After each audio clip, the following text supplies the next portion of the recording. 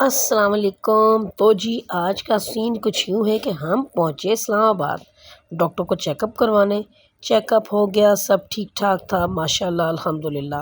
تو ہم نے سوچا چلو اب ڈی واٹسن کی طرف بھی چکر لگا لیں، میڈیسن لینی تھی۔ اب جیسے ہی ڈی واٹسن پہنچے کیا دیکھتے ہیں کہ اتنی زبردست لائٹننگ جیسے پوری بلڈنگ کو دلہن بنا دیا ہو، آنکھیں چندھیا جائیں، اتنی چمک دمک۔ اور جیسے ہی ہم ڈی واٹسن کے اس کاسمیٹکس والے سیکشن میں داخل ہوئے، اوہو دل تو کر رہا تھا کہ تھوڑا نہیں آدھا اسٹور ہی خالی کر دوں۔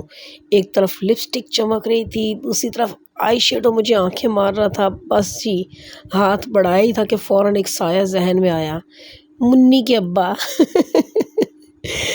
تو بس جی ساری خواہشوں پر پانی پھیر کر مسکرا کر وہاں سے ایسے نکلے جیسے کچھ ہوا ہی نہیں ہو۔ اینی ویز جیسے ہی میڈیسن لے کر باہر آئے، نظر پڑی ایک بڑی سی لش پش کرتی گاڑی پر۔ بس جی میں نے فوراً بیٹے سے کہا بیٹا ذرا گاڑی کا دروازہ کھول کے دکھاؤ، ویڈیو میں لگے کہ گاڑی ہماری ہے۔ چلو ہماری گاڑی کا دروازہ کھولو۔ آئیے بیٹھیں، آئیے میڈم بیٹھو، آئیے پلیز۔ ہٹ جا بس۔ ویڈیو بنی، ہم نے سٹائل مارا اور پھر بڑے ہی سکون سے اپنی اصلی گاڑی کی طرف نکل لیے۔ اور یہ ہے جناب ہماری اپنی اصلی گاڑی، ماشاءاللہ کیا شاہی گاڑی ہے، شکر الحمدللہ۔ تو جی ابھی تک ہم نے جو باتیں کی وہ سب ہنسی مذاق کی باتیں تھیں، دل کو ہنسانے والی، مسکرانے والی، لیکن اب آتے ہیں ایک سنجیدہ موضوع کی طرف۔ ویسے تو سنجیدہ موضوعات ہماری زندگی کا حصہ بنے ہی رہتے ہیں، کبھی مسائل، کبھی ذمہ داریاں، کبھی سوچیں، کبھی الجھنیں، مگر یاد رکھیں زندگی صرف سنجیدگی کا نام نہیں ہے۔ اگر ہم ہر وقت صرف فکروں میں ڈوبے رہیں تو جینا مشکل ہو جائے گا۔ اس لیے ضروری ہے کہ ہم مزاح کو، ہنسی کو، مسکراہٹ کو اپنی زندگی کا حصہ بنائیں۔ تھوڑا سا ہنس لینا، دل کو ہلکا کر لینا، خود کو خوش رکھنا، یہ بھی ایک فن ہے، اور یہی فن ہمیں مضبوط بناتا ہے، ہمیں ہلکی پھلکی خوشیاں دیتا ہے۔ تے ہن پھر فکر کس گل دی، زندگی وچ جتھے سنجیدگی ضروری ہے اتھے ہاسا مذاق نوں بھی دل نال اپنا لینا چاہیدا ہے، تاکہ اسی ٹینشن تو بچ سکیے تے زندگی نوں کھل کے ہنس کے بھرپور طریقے نال جی سکیے۔ اوکے جی اب آ جاتے ہیں اپنے اصل ٹاپک کی طرف۔ اچھا ایک بات یاد رکھیے، بچیاں ہمیشہ وہی بنتی ہیں جو وہ اپنی ماں کو بنتے ہوئے دیکھتی ہیں۔ اگر ایک ماں کا رویہ اپنی بھابھیوں کے ساتھ تلخ ہو، وہ ہر وقت اپنی بھابھیوں سے لڑائی جھگڑا، بات بات پر طعنہ دیں، اگر وہ اپنی نندوں کو نیچا دکھانے کی کوشش کریں، ان کے خلاف زہر اگلیں، اور اپنی ماں کے برابر اپنی ساس کی عزت نہ کریں، اس سے زبان درازی کریں، تو پھر سوچیں وہ اپنی بیٹی کو کیا سکھا رہی ہے۔ اور یاد رکھیں بچیوں کی تربیت صرف باتوں سے نہیں ہوتی بلکہ عمل سے بھی ہوتی ہے۔ اور اگر ایک عورت کے دل میں محبت، صبر، عزت اور تحمل نہیں ہوگا تو اپنی بیٹی کو کبھی بھی اچھے اخلاق نہیں سکھا سکتی۔ اور ایک بیٹی جب دیکھتی ہے کہ اس کی ماں دوسروں سے بدتمیزی سے پیش آتی ہے، دل میں حسد رکھتی ہے، دوسروں کی عزت نہیں کرتی، تو وہ بھی ویسا ہی سیکھتی ہے۔ اور کل کو وہی بچی بڑی ہو کر جب خود کسی کے گھر جائے گی تو وہ بھی وہی کرے گی جو اس نے اپنی ماں سے سیکھا ہوگا۔ ماں خود کو سدھار لے تو ایک پوری نسل سنور سکتی ہے۔ اور سب سے اہم بات میں آپ کو بتاؤں، اچھے اخلاق، نرمی، صبر، برداشت، یہ سب بیٹیوں کو باتوں سے نہیں عمل سے سکھائے جاتے ہیں۔ اور یہ بات بھی بہت ہی اہم اور حساس ہے کہ اکثر کوئی نند اپنے میکے آ کر اپنی ماں کے ساتھ مل کر اپنی بھابھیوں کو برا بھلا کہتی ہے، نیچا دکھاتی ہے، انہیں کمتر سمجھتی ہے یا ان پر ظلم کرتی ہے، تو اس کا کئی طرح سے منفی اثر اس کی اپنی بچیوں کے اوپر ہو رہا ہوتا ہے۔ اور جو منفی اثر ان کی بچیوں پر ہو رہا ہوتا ہے اس کے اثرات میں بیان کرتی ہوں۔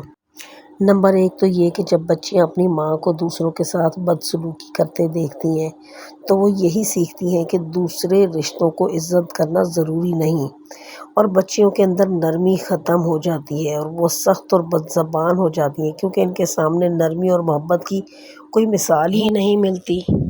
اور اس کے ساتھ ساتھ وہ دوسروں سے جلنا، حسد کرنا، شک کرنا اور سازشیں کرنا جیسی چیزیں سیکھ لیتی ہے۔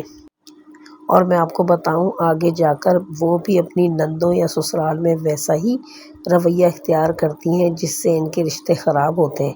بعض دفعہ بچیاں اندر سے پریشان بھی رہتی ہیں کیونکہ وہ دیکھتی ہیں کہ ان کی ماں انصاف نہیں کر رہی مگر وہ کچھ کہہ نہیں سکتی۔ اچھا، لوگ ایسی بچیوں سے رشتہ جوڑنے سے کتراتے ہیں کیونکہ وہ جانتے ہیں کہ ان کی ماں کا مزاج کیسا ہے، اور اگر کوئی بھی عورت ساس، نند یا بھابھی کے روپ میں دوسروں کے ساتھ برا سلوک کر رہی ہیں تو وہ یہ سوچ لیں کہ ویسا ہی ان کی بیٹیوں کے ساتھ بھی ہو سکتا ہے، تو شاید وہ دوسروں کے ساتھ انصاف اور نرمی کا رویہ اپنائیں۔ اور یقین مانیں کسی بھی عورت کے لیے پہلی پریورٹی اس کی اپنی اولاد ہونی چاہیے، اپنی بیٹیوں کی اچھی تربیت ہونی چاہیے۔ وہ دوسرے کو معاملات میں اگر ٹانگ اڑانا چھوڑ دیں اور صرف اپنی بچیوں پر توجہ دیں، ان کو اچھے اخلاق، نرمی، صبر، برداشت، یہ سب بیٹیوں کو باتوں سے نہیں عمل سے سکھائیں۔ اور اگر ماں یہ چاہتی ہے کہ اس کی بیٹیاں عزت والی بنیں تو پہلے خود کو عزت دینے والی بنانا ہوگا۔ اگر وہ چاہتی ہیں کہ اس کی بیٹیاں سلیقہ مند، با اخلاق اور صلح پسند ہوں تو خود کو ان کا رول ماڈل بنانا ہوگا۔ ماں گھر کا آئینہ ہے، جیسے وہ خود ہوگی ویسی ہی اس کی بیٹیاں ہوں گی۔ اچھا، ماؤں کے لیے اچھی تربیت کے کچھ اصول میں بتانا چاہ رہی ہوں کہ مائیں سب کے ساتھ نرمی اور عزت سے پیش آئیں، بڑوں کی عزت کریں، چھوٹوں سے شفقت سے پیش آئیں، دوسروں کے گھر والوں کی برائیاں ہرگز اپنے بچیوں کے سامنے نہ کریں، اپنی بچیوں کے سامنے ہر بات پر صبر، شکر اور حوصلہ دکھائیں، اور دین کی بنیادی باتیں اور حقوق العباد کی اہمیت انہیں ہر حالت میں سمجھائیں۔ اگر آپ اپنی بیٹیوں کو صرف دنیا داری سکھا کر اخلاقیات بھول جائیں گے تو کل کو وہی بیٹیاں آپ کو تکلیف بھی دے سکتی ہیں، کیونکہ انہوں نے یہی سیکھا ہوگا کہ دوسروں کی پرواہ نہ کرو، بس خود کو دیکھو۔ لیکن اگر آپ نے اپنی بیٹیوں کو سچائی، برداشت، نرمی اور خلوص سکھایا تو وہ جہاں بھی جائیں گی آپ کا نام روشن کریں گی۔ ایسی بیٹیاں اپنے شوہروں کے گھروں کو جنت بناتی ہیں، ساس نند کو بیٹیوں جیسا پیار دیتی ہیں اور ہر دل میں اپنی جگہ بنا لیتی ہیں۔ یاد رکھیں، اچھی تربیت صرف بیٹی کی نہیں، ماں کی بھی پہچان ہوتی ہے۔ اوکے جی، ہنسی مذاق بھی ہو گیا اور بچیوں کی تربیت کے معاملے پر جو سیریس ٹاپک تھا اس پر بھی بات چیت ہو گئی ہے۔ لگے ہاتھوں میں آپ کو بیف کے گولا کباب کڑھائی کی ریسیپی بھی بتا دوں۔ یہ میرے پاس ہے پسا ہوا دھنیا، ساتھ میں کالی مرچیں ہیں، کٹی ہوئی مرچیں ہیں، سفید زیرہ موٹا کٹا ہوا ہے، ہلدی ہے، نمک ہے، لال مرچیں ہیں اور گرم مسالہ، اور ساتھ میں یہ جو ہے نا یہ بیسن ہے 3 ٹیبل اسپون، اور یہ لہسن ادرک کا اس کے ساتھ پیسٹ ہے، اور یہ آپ کو نظر نہیں آ رہا یہ میٹھا سوڈا ہے، اور یہ 3 بڑے سائز کے میں نے یہاں پر پیاز لیے اور 6-7 ہری مرچیں لیے۔ اچھا، یہ جو میرے پاس بیف کا قیمہ ہے اس کو میں ایک بار دوبارہ سے گرائنڈ کر لوں گی اور پھر باقی مسالوں کو بھی گرائنڈ کر کے اس کے اندر مکس کر لوں گی۔ باقی پروسیس آپ ساتھ ساتھ دیکھ رہے تھے کہ میں نے اس کو پھر گولا کباب کی شیپ دے دی۔ اس کے بعد یہ دیکھیں گولا کباب کو میں نے اس طرح پین کے اندر فرائی کرنے کے لیے رکھ دیا اور اوپر سے ڈھک دیا، کیونکہ بیف کی گولا کباب ہے تو ان کو تھوڑا سا ٹائم لگتا ہے۔ تو اچھا ہاں، گولا کباب کے اندر میں نے کوکنگ آئل بھی ڈالا تھا، جب میں سارے مسالوں کو پیسا تھا اور مسالے اندر ڈالے تھے اس میں کوکنگ آئل بھی 2-3 ٹیبل اسپون ڈالا تھا۔ اچھا، اب میرے گولا کباب تو ہو گئے ہیں تیار، پین کے اندر دونوں طرف سے فرائی ہو کر ریڈ ہو چکے ہیں۔ دوسری طرف جو ہے نا میں نے یہ ٹماٹوز کا پیسٹ بنا لیا تھا اور ان کو کوکنگ آئل کے اندر میں نے فرائی کر لیا تھا۔ اس ٹماٹو پیسٹ کے اندر اب میں کچھ مسالے ڈالوں گی، اور وہ ہے نمک ہے، مرچیں ہیں، پسی ہوئی مرچیں، کالی مرچیں، گرم مسالہ اور پسا ہوا دھنیا بھی ہے، کٹی ہوئی مرچیں بھی ہیں۔ سفید زیرہ اس میں نہیں ہے لیکن آپ چاہیں تو سفید زیرہ کا پاؤڈر بھی ڈال سکتے ہیں۔ اس کو بس اچھی طرح سے آپ نے بھوننا ہے اس وقت تک جب تک کہ آئل اوپر نہیں آ جاتا۔ اس کے بعد آپ نے جو آپ کے گولا کباب آپ فرائی ہو چکے ہیں نا، ان گولا کباب کو آپ نے اس کڑھائی کے اندر ڈال دینا ہے۔ اچھا، آپ چاہیں تو اس میں ایک چکن کیوب بھی ڈال سکتے ہیں، بہت زیادہ فلیور انہینس ہو جاتا ہے چکن کیوب سے۔ ابھی دیکھیں ہمارا مسالہ فرائی ہو چکا ہے اور اس فرائی مسالے کے اندر میں نے گولا کباب ڈال دیا۔ گولا کباب کے اوپر ہی میں نے پیاز اور ہری مرچیں جو کٹ کر کے رکھی ہوئی وہ میں ڈال دوں گی اور ان کو ڈھک کر رکھ دوں گی دم پر تقریباً 7-8 منٹ کے لیے، اور جناب ہمارے مزیدار اور یمی قسم کے گولا کباب تیار ہو جائیں گے۔ یہ دیکھیں جی پیاز اور ہری مرچیں اور لال والی ہری مرچیں میں نے کاٹی ہوئی تھیں، ان کو اس کے اوپر پھیلا دیا اور دم لگا دیا ہے۔ اور دم لگنے کے بعد اب میں اپنا پلیٹر ڈیکور کر کے ریڈی کر کے آپ کو دکھاتی ہوں کہ کتنا مزیدار قسم کا ہمارا پلیٹر ریڈی ہوا ہے۔ اور یہ دیکھیں جی مزیدار قسم کا پلیٹر ڈیکور دیکھ کر آپ کے منہ میں پانی آ رہا ہے نا، میرے منہ میں تو بہت پانی آ رہا ہے، کیونکہ مجھے ویسے بھی بیف کے سیخ کباب یا بیف کے گولا کباب کی کڑھائی بہت زیادہ پسند ہے۔ چکن کے بیف گولا کباب کی نسبت مجھے بیف کے بہت زیادہ پسند ہے۔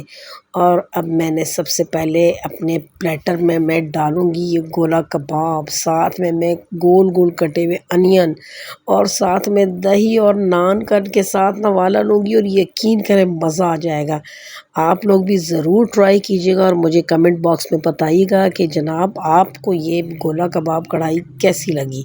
اس کے ساتھ ہی اجازت چاہتی ہوں، میری بہت ساری دعائیں آپ کے لیے۔